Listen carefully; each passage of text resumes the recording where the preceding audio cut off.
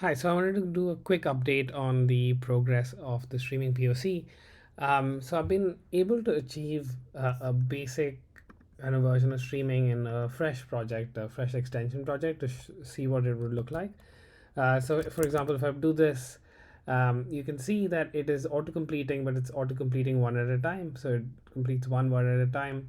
And so it is streaming the words through and displaying them in a streaming fashion.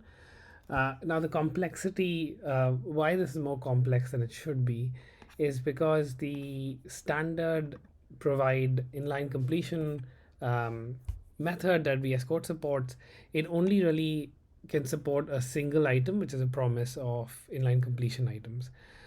So in order to, uh, so all it can do is, you get one shot and you provide the whole completion in one go, right? As soon as your process is complete.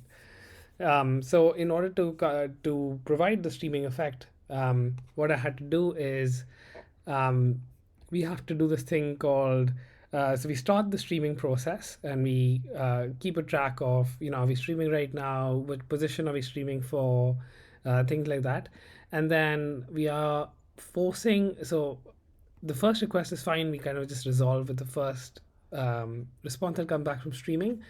But what we need to do is keep streaming the responses. So every time a new response comes back from the API, what we need to do is force trigger inline completion. So what that does is it basically just takes a simple character, replaces it. So it's kind of mocking the VS Code behavior of replacing a character so that it re-triggers the inline suggestions.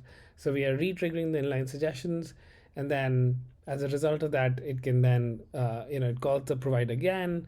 We then take the next completion and display it, whatever's in our buffer, and then so on and so forth. So that's the process. We had to. It's kind of hacky to get this working. It's not provided out of the box with the VS Code API.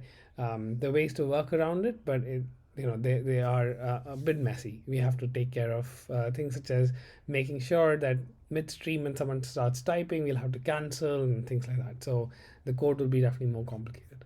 Thank you.